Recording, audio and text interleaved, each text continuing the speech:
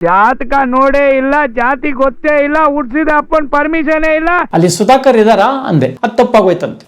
ಅವನು ಈ ಕಂಪ್ನಿಲಿ ಹೆಂಗಿರ್ತಾನೆ ನಾನು ನೋಡ್ತೀನಿ. ಒಂದು 4 ಜನ ಆರ್ಟಿಸ್ಟ್ಗಳು ಇವ್ರು ರಾತ್ರಿ 12:30 ತನಕ ಗುಂಡು ಹಾಕೊಂಡು ಮನೆ ತಲುಪೋ ಹೊತ್ತಿಗೆ 1:15 ಅವರು ಡಿ ಬಾಬುನ್ ಕರೆದು ಬೆಂಡೆತ್ತಿರು. ರವಿಚಂದ್ರ ಫಿಟ್ಟಿಂಗ್ ಇಟ್ನ ಇವನಿಗೆ ಫಿಟ್ಟಿಂಗ್ ಮಂಜ ಅಂತ ಇಡ್ಬೇಕು ಹೆಸರು. ಅಪ್ಪು ಪಿಕ್ಚರ್ ಮಾಡುವಾಗ ಇವನು ಸುಧಾಕರ್ ಹೋದ, ಮಾತಾಡ್ಕೊಂಡ್ ಬಂದ. 120 ಫಿಕ್ಸ್. ಅವನು ಹೋದ, ಸುಮಿತ್ರಮ್ಮನ ಹತ್ರ ಕೇಳ್ದ ಎಷ್ಟು ಬ್ಯಾಲೆನ್ಸ್. ಸೆಕ್ರೆಟರಿ ಇಲ್ಲ ಬರ್ಕೊಳಕ್ಕೆ ಏನೋ ಒಂದು ಅಂದಾಜ್ ಮೇಲೆ ನನಗೆ 25 ಬರ್ಬೇಕಪ್ಪ ಅಂದ್ಬಿಟ್ಟಿದ್ದಾರೆ. ಹೌದಾ, ಮುಂಜೆ ಯಾಕೆ 40 ಹೇಳ್ದ. ಕೆಲವರೆಲ್ಲ ನನಗೆ ಹೇಳಿದ್ದು ಕರೆಕ್ಟು, ಅವ್ನು ಗೋಲ್ಮಾಲ್ ಮಾಡ್ತಾನೆ ಅಂತ ಮಂಜಯ್ಯ.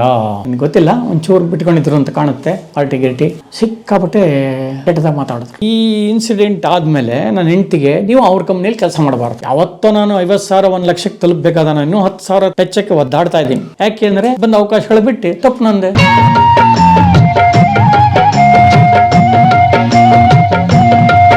ಸುಧಾಕರ್ ಅಣ್ಣ ಅನ್ಬೇಕಂತ ಅವನಿಗೆ. ನನಗೆ ಒಂದ್ಸಲ ಶೂಟಿಂಗ್ ಅಲ್ಲಿ ಬಾಯ್ ತಪ್ಪಿಬಿಟ್ಟು ನಾರಾಯಣ್ ನೇತ್ರಲ್ಲಿ ಶೂಟಿಂಗ್ ಮಾಡ್ತಾ ಇದೀವಿ. ಅವಾಗ ಏನ್ ಮಾಡ್ದೆ, ಅಲ್ಲಿ ಸುಧಾಕರ್ ಇದಾರ ಅಂದೆ. ಸುಧಾಕರ್ ಅಣ್ಣನೂ ಅನ್ಲಿಲ್ಲ, ಸುಧಾಕರ್ ಸಾರು ಅನ್ಲಿಲ್ಲ, ಸುಧಾಕರ್ ಇದಾರ ಅಲ್ಲಿ ಅಂದೆ. ಅದು ತಪ್ಪಾಗೋಯ್ತಂತೆ. ಅದು ನನ್ನ 2ನೇ ಸಿನಿಮಾ ಅವ್ರ ಕಂಪ್ನಿಯಲ್ಲಿ. ಸುಧಾಕರ ಅಂತ ಕರೆದ್ ನಾವು. ಅವನು ಈ ಕಂಪ್ನಿಲಿ ಹೆಂಗಿರ್ತಾನೆ ನಾನು ನೋಡ್ತೀನಿ. ಅವನು ಹೆಂಗೆ ಓಡಿಸ್ಬೇಕು ಅಂತ ನನಗೆ ಗೊತ್ತು.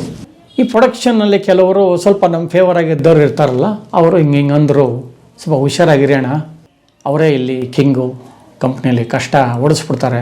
ಅವ್ರು ಮತ್ತೆ ನಡೆಯೋದು ರಾಕ್ಲೈನ್ ವೆಂಕಟೇಶ್ ಪ್ರೊಡಕ್ಷನ್ಸಲ್ಲಿ. ಹಾಗಾಗಿ ನನಗೊಂದು ಚಾಲೆಂಜ್ ಬಂದ್ಬಿಡ್ತು. ಇವರು ಅಷ್ಟು ಹೇಳಿದ ಮೇಲೆ ನಾನು ಈ ಕಂಪ್ನಿಲಿ ಕೆಲಸ ಮಾಡಲೇಬೇಕು. ಒಂದು 10 ಸಿನಿಮಾನಾರು ಮಾಡಬೇಕು. ಅದು ಹೆಂಗೆ ಕಳಿಸ್ತಾರೆ ನೋಡ್ತೀನಿ. ಸೊ ಪ್ರೋಗ್ರಾಮ್ ಲೀಸ್ಟ್ ಬಂದ ಕೂಡಲೇ ಸೋಮು ಅಂತ ಅಸೋಸಿಯೇಟ್ ಇದ್ದ, ಅವನು ಫೇವರ್ ಆಗಿದ್ದ ನನಗೆ. ನನ್ನ ಪಾತ್ರನ ಹಾಕ್ಸೋನು, ಪ್ರತಿ ಸಿನಿಮಾಲು ಹೊರಗಡೆ ಮಾಡೋವಾಗಲೂ ಕರೆದು ಹಾಕ್ಸೋನು. ಅವನು ಹಿಂಗೆ ಅಂತ ಪ್ರೋಗ್ರಾಮ್ ಕೊಟ್ಬಿಡೋನು. ಅಡ್ವಾನ್ಸ್ ಆಗಿ ಹೋಗಿ ಏನೇನು ಬೇಕು ಎಲ್ಲ ಪ್ಲ್ಯಾನ್ ಮಾಡಿಬಿಟ್ಟು ಒಂದು ರಿಪೋರ್ಟ್ ಮಾಡಿಬಿಡೋದು. ಯಾರಿಗೆ? ರಾಕ್ಲೈನಿಗೆ. ಸರ್ ಇಂತಿಂಥದ್ದಾಯಿತು, ಹಿಂಗಾಯಿತು, ಹಿಂಗಾಯಿತು, ಮಾಡಿದ್ದೀನಿ ಸರ್ ಅಂತ. ಇವ್ರು ಆಮೇಲೆ ಹೋಗೋರು, ಇವ್ರಿಗೆ ಗೊತ್ತಿಲ್ಲ ಇದು ನಾನು ಒಳಗಡೆ ಮಾಡೋ ಕೆಲಸ.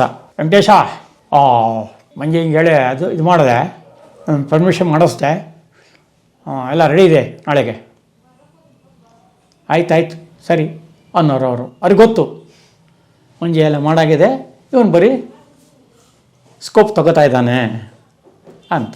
ಸರಿ ನೆಕ್ಸ್ಟ್ ಪಿಕ್ಚರ್ ಸ್ಟಾರ್ಟ್ ಆದ್ಕೊಳ್ಳೆ, ಮಂಜಯ್ಯ ಬೇಡ ಕಣೋ, ಸರಿ ಇಲ್ಲ ಅವನು ಸ್ವಲ್ಪ ಕಮಿಷನ್ ಏನೋ ಹೊಡಿತಾನೆ ಅಂತ ನ್ಯೂಸ್ ಬಂದಿದೆ, ಬೇಡ ಅವನ್ನ ತೆಗೆದಾಕ್ಬೋಣ. ಯಾಕಪ್ಪ ಚೆನ್ನಾಗಿ ಕೆಲಸ ಮಾಡೋರು ಇಷ್ಟ ಇಲ್ವಾ ನಿಮಗೆ? ಓ ಇದು ಯಾಕೋ ಗಿಡ್ತಾ ಇಲ್ಲ, ಇದೊಂದು ಪಿಕ್ಚರ್ ಮಾಡ್ಕೊಂಡು ಹೋಗಲಿ, ಸ್ವಲ್ಪ ಮೂಡಿದ್ದಾಗ ಇವ್ರಿಗೆ ಹಾಕೋಣ, 1-2 ಪಾಯಿಂಟ್ ಯಾವ್ದಾರು ಹಿಡ್ಕೊಂಡು ಆಮೇಲೆ ಹಾಕಿದ್ರೆ ಆಯಿತು ಅಂತ. ಸರಿ ಪ್ರೀತ್ಸೆ ಸ್ಟಾರ್ಟ್ ಆಯಿತು.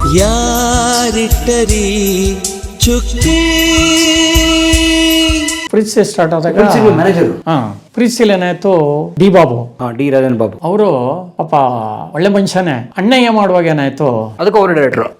ಅಣ್ಣಯ್ಯ ಅವರೇ ಡೈರೆಕ್ಟರ್ ಅಲ್ವಾ. ಅವಾಗೆಲ್ಲ 9 to 9 ಕಾಲ್ ಶೀಟ್ ಇತ್ತು. ಬೆಳಗ್ಗೆಯಿಂದ ರಾತ್ರಿ 9 ಗಂಟೆಗೆ 1.5 ಕಾಲ್ ಶೀಟ್, ಡಬಲ್ ಇರಲಿಲ್ಲ ಅವಾಗ. ಸೊ ಡೈಲಿ ಸೆಟ್ಟಲ್ಲಿ ಅಲ್ಲೊಂದು ದೊಡ್ಡ ಮನೆ ಸೆಟ್ ಆಗಿದಲ್ಲ, 9ವರೆಗೆ ಶೂಟಿಂಗು. ಯಾವುದು? ರವಿಚಂದ್ರ ಮನೆ ಸೆಟ್. ಸೆಟ್ ಅದು ಸೆಟ್ಟು, ಫೈಟು ಗೀಟು ಎಲ್ಲ ಇದೆಯಲ್ಲ. Correct. Last fight, steps, door ಹೊಡೆದಾಕೋದು. ಅದು ಅಶೋಕ ಫಾರ್ಮ್ ಅಂತ ಅಲ್ಲಿ ಸೆಟ್ ಹಾಕಿದ್ ನಾವು. ಮೈಸೂರಲ್ಲ, ಇಲ್ಲೇ ರಾಮಹಳ್ಳಿ ಪಕ್ಕ. ರಾಮಹಳ್ಳಿಲಿ. ಓಕೆ.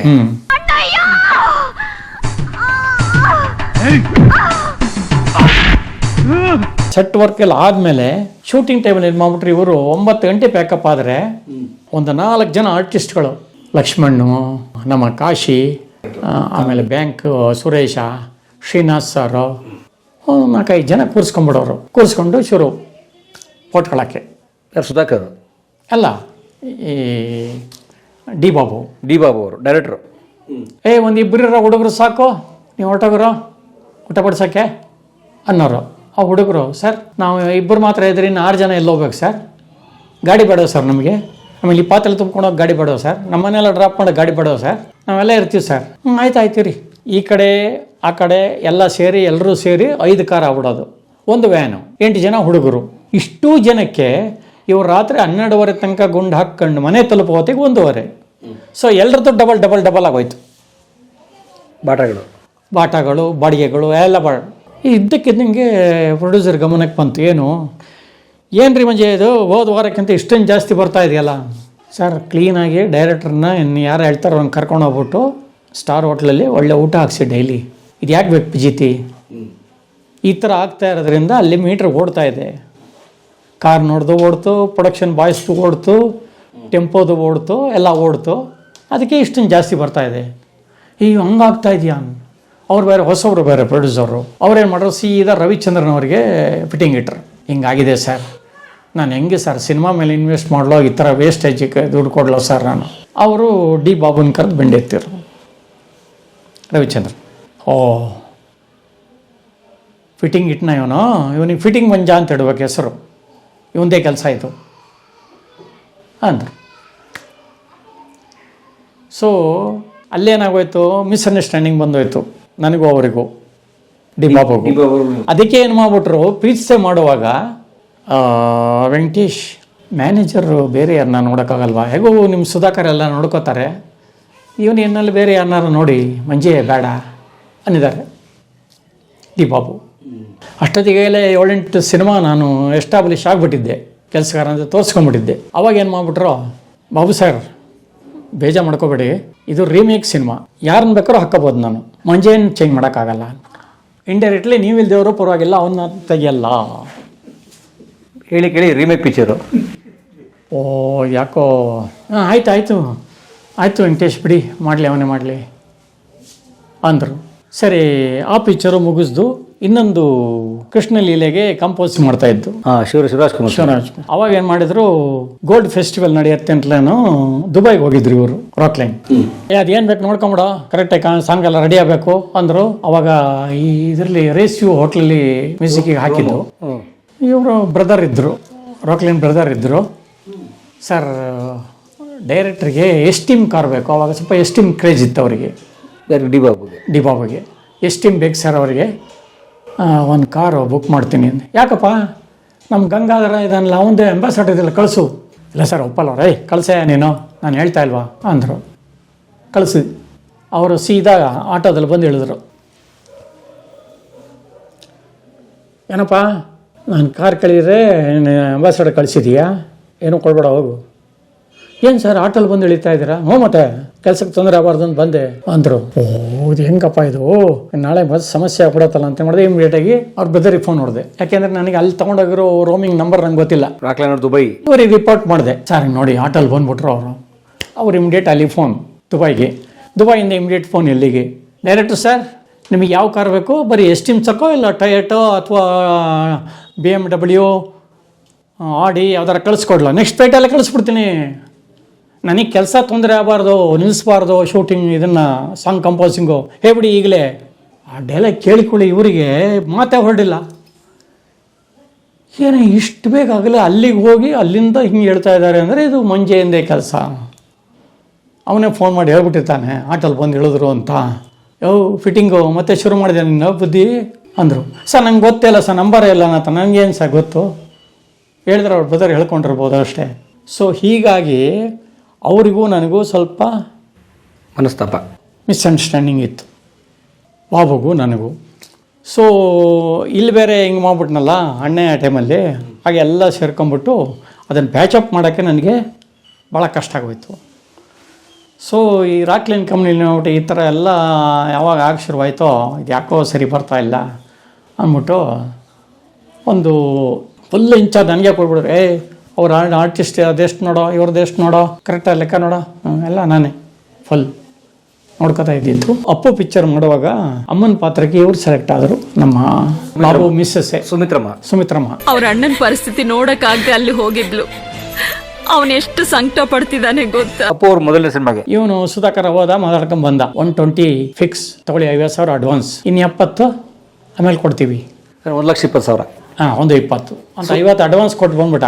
ಸುಮಿತ್ರಮ್ಮನ ಪೇಮೆಂಟು. ಹಾಂ, ನನಗೆ ಹೇಳ್ದ ಸುಧಾಕರ್, ಬರ್ಕೊಂಬಿಡಪ್ಪ 50 ಕೊಟ್ಟಿದ್ದೀವಿ, ಇನ್ನು 70 ಕೊಡಬೇಕು, ಓಕೆ ಅಂದ.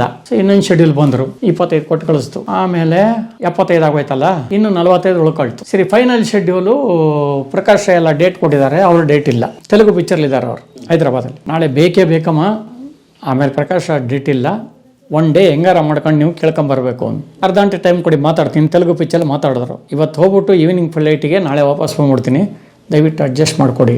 ಆಯ್ತಮ್ಮ, ನಾಳೆ ಒಂದೇ ಒಂದು ಸೀನ್ ಪ್ಲ್ಯಾನ್ ಮಾಡಿದ್ದು, ಪರವಾಗಿಲ್ಲ, ನೀವು ಹೋಗಿ ಬನ್ನಿ, ಆದರೆ ಒಂದು condition up and down flight ಆ ಕಂಪ್ನಿಯವರೇ ಹಾಕಬೇಕು, ನಾವು ಕಳಿಸಲ್ಲ ಅಂದರು.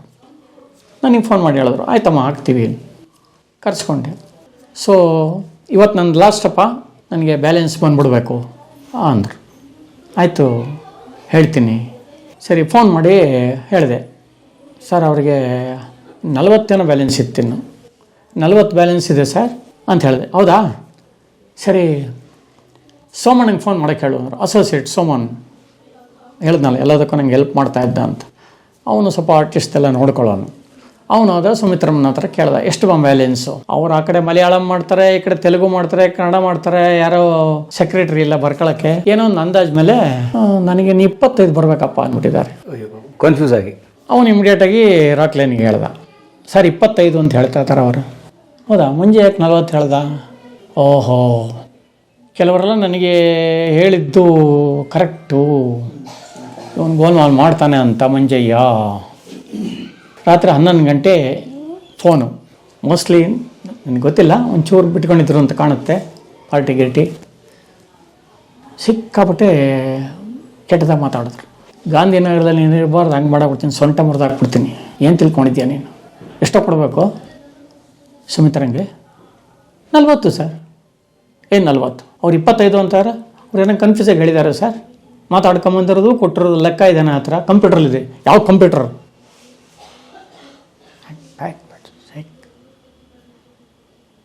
ಸರಿ, ಅದು ನೈಟ್ ಬೇರೆ ಅಲ್ವಾ, ವಾಯ್ಸು ಕೇಳಿಸ್ತಾ ಇದೆ ನನ್ನ ಮಿಸ್ಸಸ್ಗೆ. ಅವಳು ನಡ್ರಿ, ಇಂಥ ಜೀವನ ನನಗೆ ಬೇಕಿಲ್ಲ, ನಾನು ನಿಮ್ಮ ಹತ್ರ ಹೇಳಿದ್ದೀನ ಕಮಿಷನ್ ತೊಗೊಳ್ಳಿ ಅಂತ, ಮೋಸ ಮಾಡಿ ಅಂತ ಹೇಳಿದ್ದೀನ. ದುಡ್ಡು ಬಂದರೆ ಯಾವುದಿದ್ದು ಅಂತ ಕೇಳ್ತೀನಿ ನಾನು, ಈಗಲೇ ಗ್ಯಾಸ್ ಆನ್ ಮಾಡಿಬಿಡ್ತೀನಿ, ಬೇಕಾಗಿಲ್ಲ ನಮಗೆ ಜೀವನ ಎಂಥದ್ದು ಅಂತ ನನ್ನ ಮಗನ ಮೇಲೆ ಹಣೆ ಮಾಡಿ, ಇಲ್ಲಮ್ಮ ಇಂಪ್ರೂವ್ ಮಾಡಿ ತೋರಿಸ್ತೀನಿ, ನಾನು ಏನೋ ಬೈ ಮಿಸ್ಟೇಕ್ ಆಗಿದೆ, ನಾನು ಅಂಥ ಕೆಲಸ ಮಾಡಿಲ್ಲ ಅಂತೆಲ್ಲ ಕನ್ವಿನ್ಸ್ ಮಾಡಿ, ಆಮೇಲೆ ಅವ್ರು ಎಲ್ಲ ಥರ ಇನ್ವೆಸ್ಟಿಗೇಷನ್ ಮಾಡಿದ್ದಾರೆ. ಆಮೇಲೆ ಗೊತ್ತಾಯ್ತು ಅವರಿಗೆ, ಕಡೆಗೆ ಫೋನ್ ಮಾಡಿ ಹೇಳಿದ್ರು, ಇಲ್ಲಪ್ಪ ಅದೇನೋ ಬೈ ಮಿಸ್ಟೇಕ್ ಆಗಿದೆ ಅಂಥೇಳಿ. ಆದರೆ ಏನಾಗೋಯ್ತು, ಈ ಇನ್ಸಿಡೆಂಟ್ ಆದಮೇಲೆ ನನ್ನ ಹೆಂಡತಿಗೆ, ನೀವು ಅವ್ರ ಕಂಪ್ನಿಯಲ್ಲಿ ಕೆಲಸ ಮಾಡಬಾರ್ದು, ಇಷ್ಟು ದಿನ ನೀವು ನಮ್ಮನ್ನು ನೋಡ್ಕೊಂಡಿಲ್ವಾ, ಸಾಕಿಲ್ವಾ, ಅದೊಂದೇ ಕಂಪ್ನಿ ನಂಬ್ಕೊಂಡಿದ್ದೀರಾ ನೀವು, ಮಾಡಬೇಡಿ. ಅಮ್ಮ ಅವ್ರು ದೊಡ್ಡ ಪ್ರೊಡ್ಯೂಸರಮ್ಮ, ಅನ್ನದಾತರು, ಲೀಡಿಂಗಲ್ಲಿರೋರು, ಅವ್ರನ್ನಾಗೆಲ್ಲ ನಿಷ್ಠೂರ ಮಾಡ್ಕೋಬಾರ್ದು, ಅವ್ರನ್ನ ಇನ್ನೂ ಬೇಕಷ್ಟು ಕೆಲಸ ಆಗೋದಿದೆ ಅವ್ರ ಕಂಪ್ನೀಲಿ. ಸರಿ ಬಿಡು, ಮ್ಯಾನೇಜ್ಮೆಂಟ್ ಮಾಡಲ್ಲ, ಆ್ಯಕ್ಟಿಂಗಾರ ಮಾಡ್ಕೊಂಡಿರ್ತೀನಿ ಅವ್ರ ಕಂಪ್ನೀಲಿ. ಇಲ್ಲ, ನೀವು ಮ್ಯಾನೇಜ್ಮೆಂಟ್ ಮಾತ್ರ ಮಾಡ್ಲಿಕ್ಕೊಡ್ದು. ಹಾಂ ಸರಿ ಆಯ್ತಮ್ಮ, ಹಾಗೆ ಮಾಡ್ತೀನಿ. ಆ ಮೊದಲು ಒಂದು PUC ಅಂತ ಒಂದು ಸಿನಿಮಾ ಮಾಡ್ತಾಯಿದ್ದೆ, ಅದರಲ್ಲಿ ಇವ್ರದ್ದೇ ಕ್ಯಾಮ್ರಾದ ಲೆನ್ಸು ಫಿಲ್ಟ್ರ್ ಎಲ್ಲ ತೊಗೊಂಡೋಗಿದ್ದೆ. ಅವನು ಫುಟ್ಬಾಲ್ ಹೊಡೆಯುವಾಗ ಆ ಫಿಲ್ಟ್ರ್ ಹೊಡೆದೋಯ್ತು. ಅವರು ಡ್ಯಾಮೇಜ್ ಆಗಿದೆ, ನಮಗೆ ಹೊಸದು ತಂದು ಕೊಡಿ, ಇಲ್ಲಾಂದರೆ 18,000 ರೂಪಾಯಿ ತಂದು ಕೊಡಿ ಅಂತ ಕೂತ್ಕೊಂಡ್ರು. ಅದನ್ನು ಕೊಡೋಕ್ಕೆ ಅಂತ ಹೋದೆ. ಆವಾಗ AC ರೂಮಲ್ಲಿ ಕರೆದ್ರು ರಾಕ್ಲೈನ್ಸ್ ಅವರು, ಯಾವ್ದು ಮಾಡ್ತಾಯಿದ್ಯಪ್ಪ ನೆಕ್ಸ್ಟು ಅಂದರು. ಏನಪ್ಪ ಮಾಡೋದೀಗ, ಮನೆಯವ್ರ ಹತ್ರ ಹೇಳ್ಬಿಟ್ಟಿದ್ದೀನಿ ಇವ್ರ ಕಂಪ್ನೀಲಿ ಕೆಲಸ ಮಾಡಲ್ಲ ಅಂತ, ಈಗೇನು ಮಾಡೋದು ಈಗ? ಸಮಸ್ಯೆ ಇಲ್ಲ ಅಂತ ಡೈರೆಕ್ಟಾಗಿ ಹೇಳೋಂಗಿಲ್ಲ.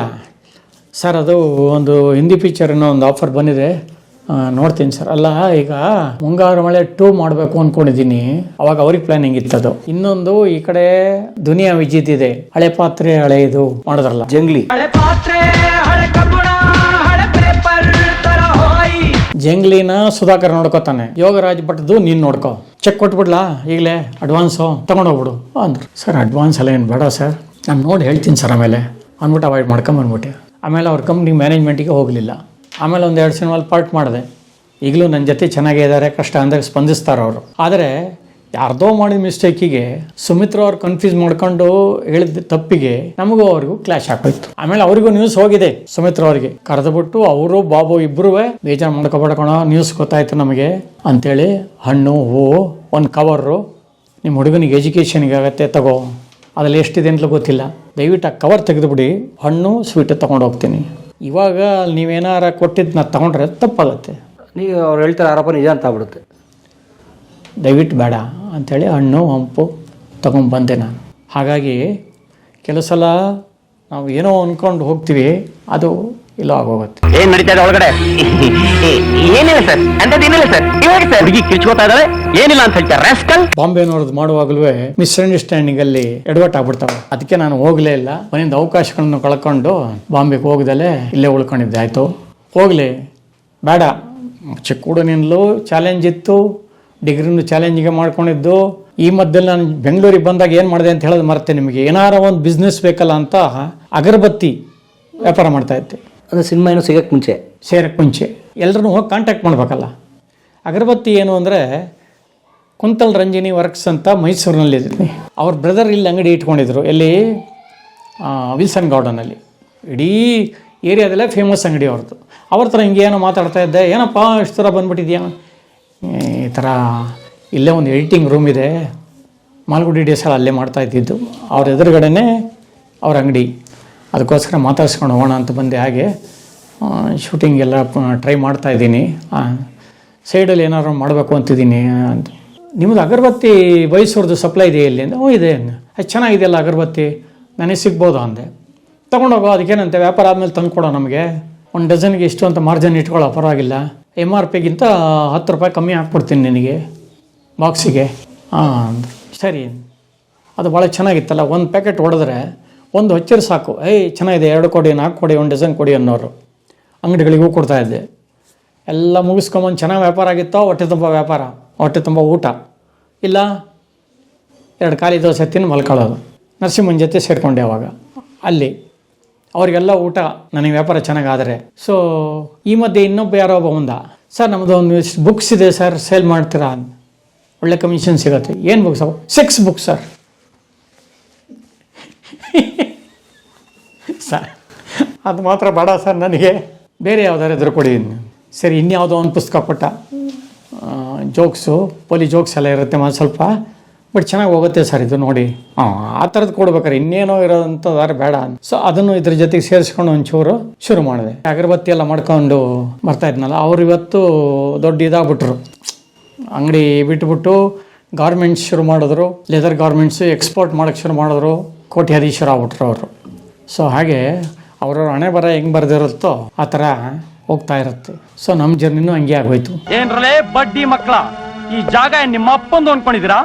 ಇದು ಸರ್ಕಾರ ಜಾಗ. CBI ಶಂಕರ್ ಆದ್ಮೇಲೆ ತುಂಬಾ ಅವಕಾಶ ಸಿಕ್ಕಿರ್ಬೇಕಲ್ಲ? ಹೌದು, ತುಂಬಾ. CBI ಶಂಕರ್ ಆದಮೇಲೆ 40 ಡೇಸ್ ಬೇಕು, 30 ಡೇಸ್ ಬೇಕು, 50 ಡೇಸ್ ಬೇಕು ಅಂತ ಫೋನ್ಗಳು ಬಂತು. ಏನು ಆಕ್ಟಿಂಗ್ ಅದೇ ಥರ ಪ್ಯಾರಲ್ ರೋಲ್ ಇದೆ ಸರ್ ಅಂತ. ನನಗೆ ಅದು ಏನು ಮಂಕ್ಬೋದು ಕಳೆದಿತ್ತೋ ನಂಗೆ ಗೊತ್ತಿಲ್ಲ. ಯಾಕೆಂದರೆ ಕೆಲವರೆಲ್ಲ ನೋಡೋ, ಇನ್ನೂ ಬೇಕಾದ್ರೆ 3 ತಿಂಗಳು ಮುಂದಕ್ಕೆ ಹಾಕ್ತೀವಿ ಶೂಟಿಂಗ್, ನೀನೇ ಬೇಕು ಮ್ಯಾನೇಜರ್ ಅನ್ನೋರು. ಆ ಲೆವೆಲ್ಗೆ ಒಂದು ಇವನೇ ಬೇಕು, ನಿಷ್ಠೆಯಿಂದ ಮಾಡ್ತಾನೆ ಅಂತ ಹೆಸರು ಬಂದುಬಿಟ್ಟಿತ್ತು. ಸೊ ಅದಕ್ಕೋಸ್ಕರ ಮಾಡಿದೆ. ಆ ಹ್ಯಾಂಗ್ ಓವರ್ನಲ್ಲಿ ದೊಡ್ಡ ದೊಡ್ಡ ಸಿನಿಮಾ ಮಲ್ಟಿ ಸ್ಟಾರ್ಸ್ದೆಲ್ಲ ಒಪ್ಕೊಂಡ್ಬಿಟ್ಟಿದ್ದೀನಿ. ನೀವು 50 ದಿವಸ 40 ದಿವಸ ಕೇಳ್ಬಿಟ್ರೆ ಹೆಂಗೆ ಸರ್, ಎಲ್ಲ ಅಡ್ವಾನ್ಸ್ ತೊಗೊಂಡ್ಬಿಟ್ಟಿದ್ದೀನಿ, ನೀವು ಒಂದು ಕೆಲಸ ಮಾಡಿ, ಒಂದು 4 ದಿವಸ 5 ದಿವಸದ್ದು ಯಾವ್ದಾರು ಒಂದು ಇದ್ರೆ ಹಾಕ್ಬಿಡಿ ಸರ್. ದಡ್ಡತನ ಎಲ್ಲಿದೆ ಅಂದರೆ ನೋಡಿ, ಮನುಷ್ಯನಿಗೆ ಅವಕಾಶ ಬಂದಾಗ. ಈಗ ಉದಾಹರಣೆಗೆ ಮೈಸೂರು ಸುರೇಶ್ ಅಂತ ಇವತ್ತು ಲೀಡಿಂಗ್ ಮ್ಯಾನೇಜರ್ ಇದ್ದಾನೆ. ಮೈಸೂರು ಸುರೇಶ್ ಹೋದ ವರ್ಷ ಅವನಿಗೆ ಸ್ಟೇಟ್ ಅವಾರ್ಡ್ ಬಂತು ಬೆಸ್ಟ್ ಮ್ಯಾನೇಜರ್ ಆಗಿ. 8 ಸಿನಿಮಾ ಮಾಡ್ತಾನೆ ಅವನು, ಮಿನಿಮಮ್ 6 ಇರುತ್ತೆ ಯಾವಾಗಲೂ ವರ್ಷಕ್ಕೆ. ಇವಾಗ ಅದನ್ನು ಟಾಕ್ಸಿಕ್ ಎಲ್ಲ ಮಾಡ್ತಿರೋದು ಅವನೇ. 12 ಜನ ಅಸಿಸ್ಟೆಂಟ್ ಇಟ್ಕೊಂಡಿದ್ದಾನೆ ಅವನು. ಅವ್ರನ್ನ ಇಲ್ಲಿ ಕಳಿಸ್ತಾನೆ, ನಮ್ಮನ್ನ ಇಲ್ಲಿ ಕಳಿಸ್ತಾನೆ. ನನ್ನ ಶಿಷ್ಯ. ಮತ್ತೆ ನೀವೇ ಕೆಲಸ ಕಲಿಸಿದ್ದು? First cashier ಸೇರಿಸ್ಕೊಂಡಿದ್ದು. ಈ ಹಿಂದಿ ಪಿಕ್ಚರ್ಗಳೆಲ್ಲ ಮಾಡ್ತಾ ಇದ್ವಲ್ಲ ಮೈಸೂರಲ್ಲಿ, ಅವಾಗ ಗ್ರ್ಯಾಜುಯೇಟ್ ಅವನು ಅಂತೇಳಿ ಕರೆಸಿ ಸ್ವಲ್ಪ ಕ್ಯಾಶ್ ನೋಡ್ಕೊಳ್ಳಪ್ಪ ಅಂತೇಳಿ. ಹಂಗೆ ಅಂಬರೀಷ್ ಹತ್ರ ಲೆಟ್ರೆಲ್ಲ ತೊಗೊಂಡು ಕಾರ್ಡಿಗೆ ಅಂತ ಬಂದ. ಅವಾಗ ನಮ್ಮ ಕೆಲವರು ಮ್ಯಾನೇಜರ್ಗಳು ಬೈದೆ, ನೀ ಯಾಕೆ ಬಂದಿದೆಯಾ ಅಲ್ಲಿ, ಹೋಗಿ ಕೆಳಗಡೆ ಅಂತ ಬೈದರು. ಬಿಡ್ರಿ, ಅಂಬರೀಷ್ ಲೆಟರ್ ತೋರ್ಸಕ್ಕೆ ಬಂದಿದ್ದಾನೆ ಅವನು, ಒಳ್ಳೆ ಕೆಲಸಕಾರ ಅಂಥೇಳಿ. ಇವತ್ತು ಫುಲ್ ಲೀಡಿಂಗು. ಯಾವ್ದಾರ ದೀಪಾವಳಿ ಅದು ಇದು ಆಯಿತು ಅಂದರೆ ನನ್ನ ಕಡೆಯಿಂದ ಇಷ್ಟು ಕಾಂಟ್ರಿಬ್ಯೂಷನ್ ಅಂತ ಕೊಡೋ ಲೆವೆಲಿಗೆ ಬೆಳೆದಿದ್ದೆ ನಾನು. ಮ್ಯಾನೇಜರ್ ಆಗಿದ್ದು ನಾನು ಅಸಿಸ್ಟೆಂಟ್ಗಳನ್ನ ಇಟ್ಕೋಬೋದಿತ್ತು. ಅವಾಗ ಧೈರ್ಯ ಇಲ್ಲ. ಹೆಸರು ಹೋಗ್ಬಿಟ್ರೆ ಅವ್ರೇನೋ ಮಾಡಿಬಿಟ್ರೆ ಗೋಲ್ ಬಾಲು, ನನ್ನ ಹೆಸರು ಹೋಗ್ಬಿಡುತ್ತಲ್ಲ. ಇಲ್ಲದೇ ಇರೋ ಥಿಂಕಿಂಗ್ಗಳು. ಆಗಲ್ಲ ಅಂತ ಏನು ಆ್ಯಕ್ಟ್ರ್ ಆಗಬೇಕು ಅಂತ ಬಂದು ಅದನ್ನು ಅವಕಾಶ ಬಿಟ್ಬಿಟ್ಟು ಬರೀ ಮ್ಯಾನೇಜರ್ ಕೆಲಸ ಮಾಡೋಕ್ಕೆ ಶುರು ಮಾಡಿದೆ.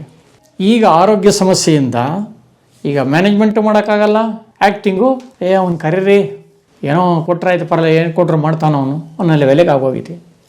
ಯಾವತ್ತೋ ನಾನು 50,000 1 ಲಕ್ಷಕ್ಕೆ ತಲುಪಬೇಕಾದ ನಾನು ಇನ್ನೂ 10,000 ಟಚ್ಚಕ್ಕೆ ಒದ್ದಾಡ್ತಾ ಇದ್ದೀನಿ. ಪೇಮೆಂಟ್ ಯಾಕೆ ಅಂದರೆ ಬಂದ ಅವಕಾಶಗಳು ಬಿಟ್ಟು ತಪ್ಪು ನಂದೆ.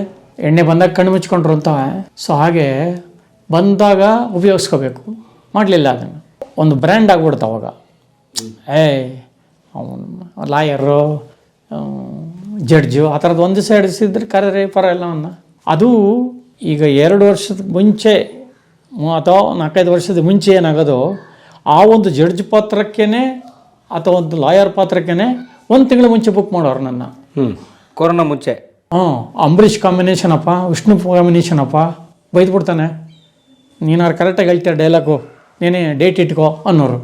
ಈಗ ಡಿಜಿಟಲ್ ಬಂದಮೇಲೆ ಯಾರನ್ನಾರ ಕರೀರಿ ಪರವಾಗಿಲ್ಲ, ಕಟ್ ಶಾಟ್ ತೆಗಿತೀವಿ, 10 ಟೇಕ್ ಆದರೂ ಪರವಾಗಿಲ್ಲ. ಯಾವ ಲೆವೆಲಿಗೆ ಬಂದ್ಬಿಟ್ಟಿದೆ ಅಂದರೆ ಈಗ ನಮ್ಮ ಯಾರು ಸಿ ಕೈ ಚಂದ್ರು ಯಾವುದೇ ಸೀರಿಯಲ್ ಆಗಲಿ ಪರ್ಮನೆಂಟ್ ನಾನು ಸೇಟು ಪಾತ್ರ. ಸೊ ಸೇಟುಗಳದ್ದು ಯಾರ್ದೋ ಒಂದು ತೆಗಿಬೇಕು. ಯಾಕ್ರಿ ಮಂಜೆ ಹಿಂಗೆ 5,000 6,000 ಕೊಡ್ತೀರಾ?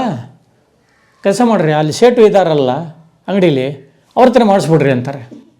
ಅವನು ಅರೇ ಅಮ್ಕು ಬಾಂಗ್ಲಮ್ ನೈಮ್ ಆ್ಯಕ್ಟಿಂಗ್ ನೈಮ್ ಹೋತಾ ಅಂತಾರೆ ಅವರು. ನೋಡಿ ಸಮಯ ಏನು ಬೇಡ, ಬಂದ್ಕೊಳ್ಳೆ ನೀವೇನು ಮಾಡ್ತೀರಾ ಬೇರೆ ಇವರಿಗೆ ಕಸ್ಟಮರ್ಸ್ಗೆ ಐ ಅಂತ ಕರಿತೀರ ತಾನೆ, ಅಷ್ಟು ಹೇಳಿ ಸಾಕು ಅಂತ. ಕ್ಯಾಮ್ರಾ ಆನ್ ಮಾಡ್ಕೊಳ್ರ ನೀವು ಐ ಅಂತ ಏನೋ ಬೇರೆ ಥರ ಹೇಳ್ತಾ ಇಲ್ಲ, ಇನ್ನೊಂದು ಥರ ಹೇಳಿ, ಇನ್ನೊಂದು ಥರ ಹೇಳಿ, ಸಾಕು ಆಯ್ತಲ್ಲ. ಇನ್ನು ನೆಕ್ಸ್ಟು ಕ್ಯಾ ಹೋನ ಸಾಬ್ ಅಷ್ಟು ಹೇಳಿ ಸಾಕು. ಅದನ್ನು ಕ್ಯಾ ಅಂದ್ಬಿಟ್ಟು ಕಟ್ ಮಾಡಿಬಿಡ್ತಾರೆ, ಬರಲ್ಲ ಅಷ್ಟು ಸಾಕು. ಹೋನ ಸಾಬ್ ಈ ಕಡೆ ಯಾರಿದ್ದಾನ ಒಂದು ರಿಯಾಕ್ಷನ್ನು. ಈ ಥರ ಒಂದೊಂದು ಅರ್ಧ ಡೈಲಾಗಿಗೂ ಇನ್ನೊಬ್ಬರು ರಿಯಾಕ್ಷನ್ ಹಾಕ್ಕೊಂಡು ನಿಮ್ಮ ಹತ್ರ ಎಷ್ಟು ಹೇಳೋಕ್ಕಾಗತ್ತೋ ಅಷ್ಟು ಮಾತ್ರ ಹೇಳಿಸೋ ಲೆವೆಲಿಗೆ ತಲುಪಿಬಿಟ್ಟಿದೆ ಈಗ ಡಿಜಿಟಲ್. ಸೊ ನಮ್ಮಂಥವ್ರಿಗೆ ಕೆಲಸ ಇಲ್ಲ. ಈಗ ನಮಗೆ ಅತ್ಲಾಗು ಮ್ಯಾನೇಜ್ಮೆಂಟು ಇಲ್ಲ, ಈ ಕಡೆ ಆ್ಯಕ್ಟಿಂಗೂ ಇಲ್ಲ.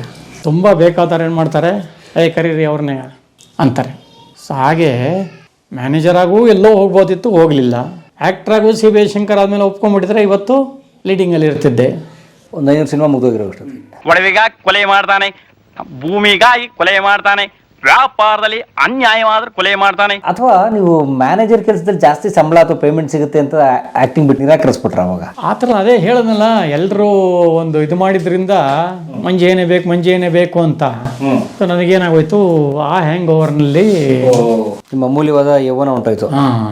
ದೇಸಾಯಿ ಸರ್ ಜೊತೆಗೆ ತುಂಬಾ ವರ್ಷ ಇದ್ರಿ ನೀವು? ಬಿಗಿನಿಂಗ್ ಫುಲ್ ನಾನೇ ಮಾಡಿದ್ದು. ಯಾವ್ಯಾವ? ತರ್ಕಾದಿಂದ ಹಿಡಿದು ಅವ್ರ ಮೊದಲನೇ ಸಿನಿಮಾ ಒಂದು 7-8 ಸಿನಿಮಾ ಜೊತೆಲೇ ಮಾಡಿದೆ. ರಿಪೋರ್ಟ್ ಬಂದಿದೆ, ಸರಿಯಾಗಿದೆ. ಅವ್ರದ್ದೊಂದು ಸಿಸ್ಟಮ್ ಏನಂದ್ರೆ, ಬಿಗಿನಿಂಗಲ್ಲಿ ಅವರಿಗೆ ಜೂನಿಯರ್ ಆರ್ಟಿಸ್ಟ್ ಅಂದ್ರೆ ಸ್ವಲ್ಪ ಅಲರ್ಜಿ. ಜೂನಿಯರ್ ಆರ್ಟಿಸ್ಟ್ ಅಲರ್ಜಿ ಅಂದ್ರೆ ಯಾವ ತರ ಅಂದ್ರೆ, ಯಾವುದೋ ಒಂದು 4 ಆಫೀಸರ್ಗಳು ಡೀಸೆಂಟ್ ಆಗಿರೋರು ಬೇಕು. ನಾವು ಮಾಮೂಲಿ ಜೂನಿಯರ್ ಎ ಗ್ರೇಡ್ನವ್ರಿಗೆ ಹೇಳ್ಬಿಟ್ರೆ ಏನು ಮಾಡ್ತಾರೆ, ಸೂಟು ಗಿಟ್ಟು ಹಾಕೊಂಡ್ ಬಂದ್ಬಿಡ್ತಾರೆ. ಕೆಲವರು ಆ ಏಜೆಂಟ್ಗಳು ಕಳಿಸಿದವ್ರಿಗೆ ಕೆಲವರಿಗೆ ಮಾತಾಡಕ್ಕೆ ಬರಲ್ಲ, ನೋಡಕ್ಕೆ ಮಾತ್ರ ಚೆನ್ನಾಗೇ ಇರ್ತಾರೆ. ಅಲ್ಲಿ ಬಂದು ಬೆ ಅಂತಾರೆ, ಏನ್ರಿ ಇಂಥವ್ರನ್ನ ಕರ್ಕೊಂಬಂದಿದ್ದೀರಾ? ನಾನು ಅದಕ್ಕೆ ಹೇಳೋದು ಜೂನಿಯರ್ಸ್ ಬೇಡ ನನಗೆ ಅಂತ ಹೇಳ್ಬಿಟ್ಟು. ಸೊ ಹೀಗಾಗಿ ಅವರು 2-3 ಸಿನಿಮಾಗೆ ನನಗೆ ಇವತ್ತು ಜ್ಞಾಪಕ ಇದೆ, ನಮ್ಮ ಕಸಿನ್ಸ್ನೆಲ್ಲ ಕರ್ಕೊಂಡೋಗಿ ಪಾರ್ಟ್ ಮಾಡಿಸಿ ಫುಲ್ ಫ್ಯಾಮಿಲಿ ಕಾರಲ್ಲಿ ಬಂದ್ಬಿಡೋರು ಅವರು. ಅನಂತ ಪದ್ಮನಾಭ ಅಂತ ಫಸ್ಟ್ ಬ್ಲ್ಯಾಕಲ್ಲಿದ್ದಾರೆ. ಸೊ ಈ ಥರ ಸುಮಾರು ಜನ ಫ್ರೆಂಡ್ಸ್ಗಳಿಗೆ ಇವರಿಗೆ ಎಲ್ಲ ಕರ್ಕೊಂಬರ್ತಾ ಇದ್ದೆ. ಬಟ್ ಇವ್ರದ್ದು ಸಿಸ್ಟಮ್ ಏನಂದರೆ, ಇಲ್ಲ ಆದಷ್ಟು ನ್ಯಾಚುರಲ್ ಆಗಿ ಮಾಡುವಂಥವ್ರನ್ನ ಕರೆಸು, ಎಲ್ಲಿಂದ ಅಂತ ಹುಡ್ಕೋದು. ಅದು ವಿಷ್ಣುನ ಹಾಕೊಂಡು ಮಾಡೋದ್ರಲ್ಲ, ಅವಾಗಂತೂ ಜಾಸ್ತಿ ಬೇಕು. ನಿಷ್ಕರ್ಷ. ಇನ್ನೊಂದು ಶ್ರೀನಿವಾಸ್ ಇವ್ರದ್ದು, ಶಿಲ್ಪ ಶ್ರೀನಿವಾಸ್ದು ಪರ್ವ. ಅವಾಗಂತೂ ಇದರಲ್ಲಿ ಚೌಡೆ ಮೊಬೈಲ್ ಹಾಲಲ್ಲಿ ಸಿಕ್ಕಾಪಟ್ಟೆ ಜನ ಬೇಕು. ಎಲ್ಲಿಂದ ಅಷ್ಟೊಂದು ಜನ ಹೊಸೋದು ಗುರುತು ಪರಿಚಯದವ್ರನ್ನ, ಭಾಳ ಕಷ್ಟ ಆಗೋಯ್ತು. ಆಮೇಲೆ ಕಡೆಗೆ ಒಪ್ಕೊಂಡ್ರು, ಆಯಿತು ಕರೆಸಿ ಜೂನಿಯರ್ಸ್ನ ಅಂತ. ಜೂನಿಯರ್ಸ್ನೇ ಕರೆಸಿದ್ದಾಯ್ತು. ಕಡೆಗೆ ನಾನು ಇವ್ರ ಹತ್ರ ಕಷ್ಟ ಪಡ್ಬಿಟ್ಟು ಅವ್ರ ಕಂಪ್ನಿಯಿಂದ ಇನ್ನೊಬ್ಬ ಕುಮಾರ್ ಅಂತ ಇದ್ದಾನೆ, ಅವನಿಗೆ ಬಿಟ್ಕೊಡ್ಬಿಟ್ಟೆ. ಈಗ ಅವನಿಗೆ ದೇಸಾಯಿ ಕುಮಾರ್ ಅಂತಲೇ ಹೆಸರು. ಅವನಿಗೆ ಬಿಟ್ಬಿಟ್ಟೆ, ಆಯ್ತಪ್ಪ ನೀನೇ ನೋಡ್ಕೊಂಬಿಡು. ಸುಮಾರು ಪಿಕ್ಚರ್ ಇವಾಗ ಇತ್ತೀಚಿನಿಂದೆಲ್ಲ ಫುಲ್ ಅವನೇ ಮಾಡಿದ್ದು ಹಾಗೆ. ಬಟ್ ನಾನು ಹೊರಗಡೆ ಬಂದ ಮೇಲೂ ಕೂಡ, ಅವ್ರ ಕಂಪ್ನಿಯಿಂದ ಮ್ಯಾನೇಜ್ಮೆಂಟ್ ಮಾಡಲ್ಲ ಅಂತ ಬಂದ ಮೇಲೂ ಕೂಡ, ಬೆಳದಿಂಗಳ ಬಾಲೆಯಲ್ಲಿ ಒಳ್ಳೆ ಪಾತ್ರ ಕೊಟ್ಟರು ನನಗೆ. ನಾನೇ ಸ್ಟೇಟ್ಮೆಂಟ್ ಕೊಡ್ತೀನಿ, ಅದು ಮಂತ್ರ ತಂತ್ರ ಏನು ಅಲ್ಲ, ದೇವಿ ಪ್ರಸಾದ ರೇವಂತ್ಗೆ ನಾನೇ ಕೊಟ್ಟೆ ಅಂತ ಹೇಳ್ತೀನಿ. ಇವತ್ತು ಜನ ಸರ್ ಬೆಳದಿಂಗಳ ಬಾಲೆ ನಿಮ್ಮದು ಸೂಪರ್ ಸರ್ ಅಂತಾರೆ. ಅದರಲ್ಲಿ ಒಬ್ಬ ರೈಟರ್, ನಾನು ಸ್ಟೋರಿ ರೈಟರು, ಆದ್ರೆ ನನಗೆ ಡಿಮ್ಯಾಂಡ್ ಇರಲ್ಲ. ಬಟ್ ಇವರು ಅನಂತ್ನಾಗ್ ಅವರು ಇದ್ರ ಬಗ್ಗೆ ಎಲ್ಲ ಪುಸ್ತಕಗಳು ಬರೀತಾ ಇರ್ತಾರೆ, ಚೆಸ್ ಬಗ್ಗೆ ಎಕ್ಸ್ಪರ್ಟ್ ಅಲ್ಲ ಅವರು. ಅದಕ್ಕೆ ನಾನೇನ್ ಮಾಡ್ತಾ ಇರ್ತೀನಿ, ಹೋಗಿ ತಲೆ ತಿಂತಾ ಇರ್ತೀನಿ ಅವರಿಗೆ. ಸರ್ ನೀವು ಬರೋ ಪುಸ್ತಕದಲ್ಲಿ ನನಗೆ ಅರ್ಪಣೆ ಅಂತ ಹಾಕಿ ಸರ್, ಅಟ್ಲೀಸ್ಟ್ ಇಂಥ ಕವಿ ಮಂಜೇನಿಗೆ ಹಿಂಗಿಂದ ಅರ್ಪಣೆ ಮಾಡಿದ್ರೆ ನನಗಾರು ಒಂಚೂರು ಬದುಕೋತೀನಿ ನಾನು. ಹೋಗಿ ತಲೆ ತಿನ್ನೋದು ಯಾವಾಗಲೂ. ಅವ್ರು ಆಗಲ್ಲ ಅಂತ ಹೇಳಿ ಕಳಿಸ್ತಾ ಇರ್ತಾರೆ. ಏನಾರ ಮಾಡಬೇಕು, ನೀವು ಬುದ್ಧಿ ಕಲಿಸ್ಬೇಕು ಅಂದ್ಬಿಟ್ಟು ಏನು ಮಾಡ್ತೀನಿ, ನಿಂಬೆ ಹಣ್ಣಿಗೆ ಬ್ಲಡ್ನ ಇಂಜೆಕ್ಟ್ ಮಾಡಿಬಿಡ್ತೀನಿ. ಅವಿನಾಶ್ಗೆ ಹೋಗಿ ಹೇಳ್ತೀನಿ, ಯಾಕೆ ನೀನು ಸೋಲ್ತೀಯ ಅಂದರೆ, ಅವರು ಮಾಟ ಮಂತ್ರ ಎಲ್ಲ ಮಾಡ್ತಾರೆ ಅನಂತ್ನಾಗು, ಅದಕ್ಕೆ ಗೆಲ್ತಾ ಇರೋದು ಅವರು, ಬೇಕಾದ್ರೆ ಚೆಕ್ ಮಾಡಿ ನೋಡು ಈ ಸಲ ಅಂತಾನೆ. ಅನಂತ್ನಾಗ್ ಎಂಟ್ರಿ ಕೊಡುವಾಗ ಹೋಗಿ ವಿಶ್ ಮಾಡ್ಬಿಟ್ಟು, ಒಳ್ಳೇದಾಗಲಿ ಸರ್ ನಿಮಗೆ, ಈಗ ನಾನು ದೇವಸ್ಥಾನಕ್ಕೆ ಹೋಗಿ ಕೈ ಮುಕ್ಕೊಂಬಂದಿದ್ದೀನಿ, ತೊಗೊಳ್ಳಿ ಸರ್ ಏನೇ ಗೋಲ್ಡ್ ನಿಂತು ತೆಗೆದು ಹಿಂಗೆ ಕೋಟಿಗೆ ಹಾಕೊಂಡು ಹೊರಟೋಗ್ತಾರೆ, ತೆಗೆದು ಅಲ್ಲೆಲ್ಲೋ ಬಿಸಾಕಾಗಲ್ಲ ಅಂತ ಜೋಬರಿಗೆ ಹಾಕೊಂಡು ಹೊರಟೋಗ್ತಾರೆ. ಇವೆಲ್ಲ ನಾವು ಪ್ಲ್ಯಾನ್ ಮಾಡಿರ್ತೀವಲ್ಲ, ಏನಾಗುತ್ತೆ ಅವನು ನನಗೆ ಕಾನ್ಸಂಟ್ರೇಟ್ ಮಾಡೋಕ್ಕಾಗ್ತಾ ಇಲ್ಲ, ನನಗೆ ಆಡೋಕ್ಕಾಗ್ತಾ ಇಲ್ಲ, ನನಗೆ ಸಮಥಿಂಗ್ ರಾಂಗ್ ಅಂತ ಶುರು ಮಾಡ್ತಾನೆ ಅವಿನಾಶ್. ಏನಿಲ್ಲ ಚೆಕ್ ಮಾಡಿ ಏನು ಚೆಕ್ ಮಾಡ್ತಾರೆ, ಮಾಡ್ಕೊಳ್ಳಿ ಅಂತಾರೆ ಅವರು. ನೋಡಿದ್ರೆ ನಿಂಬೆ ಹಣ್ಣಿರುತ್ತೆ, ಅದನ್ನು ಪ್ರೆಸ್ ಮಾಡಿದ್ರೆ ರಕ್ತ ಬರುತ್ತೆ. ಎಲ್ಲ ಮಾಟ ಮಂತ್ರ ಮಾಡ್ಕೊಂಡು ಗೆಲ್ಲದ ನೀವು, ಇಷ್ಟು ಲೆವೆಲಿಗೆ ಬಂದಿರೋದ ನೀವು ಚೆಸ್ಸಲ್ಲಿ, ದೊಡ್ಡ ಇಶ್ಯೂ ಆಗೋಗುತ್ತೆ. ಅವಳು ಫೋನಲ್ಲಿ ಏನು ಇನ್ಸ್ಪಿರೇಟ್ ಮಾಡ್ತಾ ಇರ್ತಾಳೆ, ಫೋನ್ ಮಾಡೋದು ನಿಲ್ಲಿಸ್ಬಿಡ್ತಾರೆ ಅವರು, ಡಿಸಪಾಯಿಂಟ್ ಆಗಿಬಿಡ್ತಾರೆ ಫುಲ್ಲು. ನಾನು ಹಿಂಗೆ ಮಾಡಿದೆ ಅಂತ ಹೇಳ್ಬಿಟ್ಟು ರಮೇಶ್ ಭಟ್ ಹೇಳ್ತಾರೆ. ರಮೇಶ್ ಭಟ್ಟು ನನ್ನ ಗಿಡಕ್ಕೆ 4 ತದಕ್ಬಿಟ್ಟು ಕೆಟಾಬಿಟ್ಟು ಅಂತ ಕಳಿಸ್ತಾರೆ. ಇನ್ಮೇಲೆ ಈ ಕಡೆ ಆಫೀಸಿಗೆ ತಲೆ ಹಾಕ್ಬೇಡ ನೀನು ಅಂತ. ಸೊ ಇಲ್ಲಿ ಯಾವಾಗ ಸಪ್ರೇಟಾಗಿ ಹೋಯ್ತೋ ಎಲ್ಲರೂ ತಲೆ ಕೆಡ್ಸ್ಕೊಂಡ್ಬಿಡ್ತಾರೆ ಲೇಡೀಸ್ ಎಲ್ಲ. ಆಮೇಲೆ ಅವಳು ಮತ್ತೆ ಇನ್ಸ್ಪೈರ್ ಮಾಡಿ, ನೀ ಇನ್ನೊಂದು ಚಾಲೆಂಜ್ ಮಾಡು, ಬಟ್ಟೆ ಕಟ್ಕೊಂಡು ಕಣ್ಣಿಗೆ ಆಡ್ತೀನಿ ನಾನು ಅಂತ ಹೇಳು, ಅದನ್ನು ಅಭ್ಯಾಸ ಮಾಡ್ಕೋ, ಪ್ರೂವ್ ಮಾಡು, ನೀನು ಡಿಸಪಾಯಿಂಟ್ ಆಗಬೇಡ ಅಂತ ಇನ್ಸ್ಪೈರ್ ಮಾಡಿ ಮತ್ತೆ ಗೆಲ್ತಾನೆ, ಹೆಸರು ಬರುತ್ತೆ. ಸೊ ಅಲ್ಲಿ ಬೇರೆ ಮಾಡಿಬಿಡ್ತೀವಲ್ಲ ನಾನು, ಅವರಿಬ್ಬರೂ ಡಿಸಪಾಯಿಂಟ್ ಆಗೋದು. ಅದು ನೋಡ್ಬಿಟ್ಟು ಕೆಲವರಂತೂ ಲೇಡೀಸ್ ನನಗೆ ಹೇಳ್ತಾರೆ, ರೀ ನೀವು ಥಿಯೇಟ್ರಲ್ಲಿ ಏನಾದ್ರು ಸಿಕ್ಕಿದ್ರೆ ನಿಮ್ಗೆ ಹೊಡೆದ್ಬಿಡ್ತಿದ್ದು ರೀ ನಾವು, ಏನ್ರಿ ಅಂಥ ಹಲ್ಕ ಕೆಲಸ ಮಾಡ್ತೀರ ನೀವು ಆ ಥರ ಒಂಥರ ವಿಲನಿಶ್ ಆಗಿ ರೈಟ್ರು ಆ ಹಂಬಲ್ ರಿಕ್ವೆಸ್ಟ್ ಮಾಡ್ಕೊಳ್ಳೋದು ಎಲ್ಲ ತುಂಬ ಚೆನ್ನಾಗಿ ಕೆಲಸ ತೆಗೆದ್ರು. ನಾನು ಏನು ಕೊಟ್ಟರು ಅವ್ರ ಎಕ್ಸ್ಪ್ರೆಷನ್ನು, ಇಲ್ಲ ಸಾಕಾಗಲ್ಲ, ಇನ್ನೊಂಚೂರು ಹಂಬಲ್ ತೋರಿಸಿ, ಇನ್ನೊಂಚೂರು ರಿಕ್ವೆಸ್ಟ್ ತೋರಿಸಿ.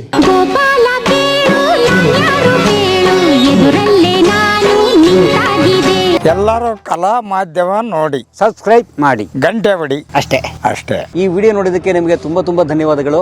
ಪುಸ್ತಕಗಳನ್ನ ಓದು ಮನಸ್ಸನ್ನ ಅರಳಿಸುತ್ತೆ, ಬುದ್ಧಿಯನ್ನು ಚುರುಕು ಮಾಡುತ್ತೆ, ಕಾಣದ ಹೊಸ ಲೋಕವನ್ನು ಪರಿಚಯಿಸುತ್ತೆ. ಹಾಗಾಗಿ ಓದುವ ಸಂಸ್ಕೃತಿ ಹೆಚ್ಚಾಗ್ಲಿ. ಧನ್ಯವಾದ.